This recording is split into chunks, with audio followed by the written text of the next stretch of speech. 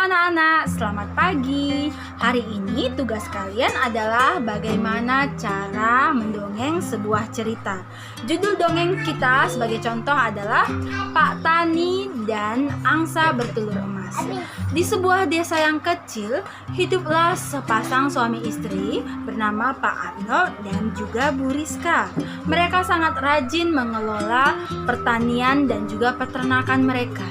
Seperti biasa, Pak Arnold dan juga Bu Rizka memberi makan hewan-hewan ternaknya dan juga mengelola hasil kebunnya.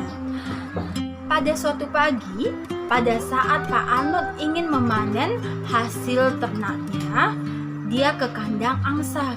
Dia melihat ada yang berbeda. Kok telurnya berwarna emas? Kaget dari Pak Arnold. Akhirnya dia berteriak memanggil istrinya. Istriku, sini istriku, sini lihat, kata Pak Arnold. Dan Bu Rizka lari tergopoh-gopoh. Ada apa suamiku? Ini sepertinya telurnya berbeda deh, Bu. Nih warnanya emas, kata Pak Arnold. Iya ya Pak, apa yang terjadi?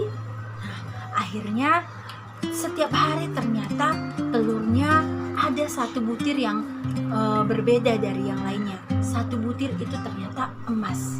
Nah, kata Bu Rizka kepada Pak Arnold, suamiku, mungkin ini sebagai bukti terima kasih angsa kepada kita karena kita sudah merawatnya dengan baik. Nah, baiklah istriku, kita bawa aja telur-telur ini ke bank. Kita tukarkan dengan uang. Ide Pak Arnold kepada Bu Rizka.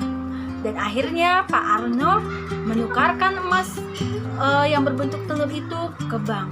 Dan dia mendapatkan uang yang begitu banyak. Silih berganti setiap hari seperti itu.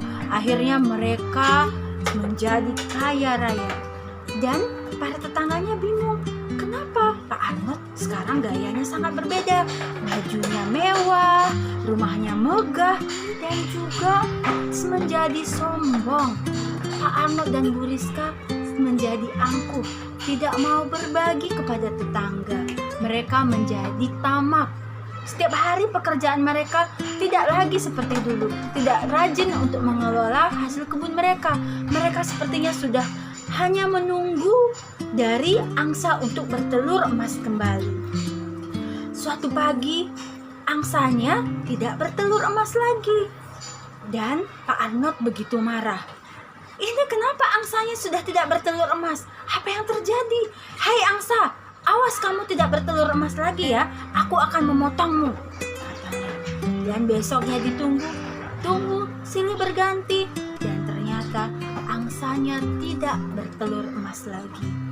Dan makin lama, harta yang mereka miliki menjadi habis dipakai kembali. Dan akhirnya Pak Arnold dan Bu Rizka kembali hidup sederhana seperti sedia kala. Dan akhirnya mau tidak mau, Bu Rizka dan Pak Arnold hidup seperti dulu. Harus rajin kembali mengelola ternak dan juga hasil kebunnya. Itulah contoh dari ketamakan dari Pak Arnold dan Bu Rizka selama ini. Mereka tidak hidup bersyukur. Anak-anak, pesan moral yang bisa kita dapat dari cerita dongeng tadi adalah sebagai manusia kita harus banyak bersyukur dengan keadaan kita. Tidak boleh sombong pada saat kita berhasil, tidak boleh serakah, tidak boleh angkuh pada saat kita mendapatkan nilai yang bagus ataupun tugas kita yang bagus. Kita tidak boleh sombong kepada sesama teman kita. Dan satu hal yang paling penting adalah banyak bersyukur dengan keadaan kita. Itulah pesan yang dapat disampaikan dari cerita dongeng yang Ibu angkat tadi. Nah, anak-anak juga harus membuat cerita dongeng yang banyak pesan moralnya dan ceritakan dengan mimik yang ekspresif agar cerita menjadi lebih menarik. Selamat mengerjakan tugas, semangat dan disiplin terhadap keadaan corona ini. Bye-bye.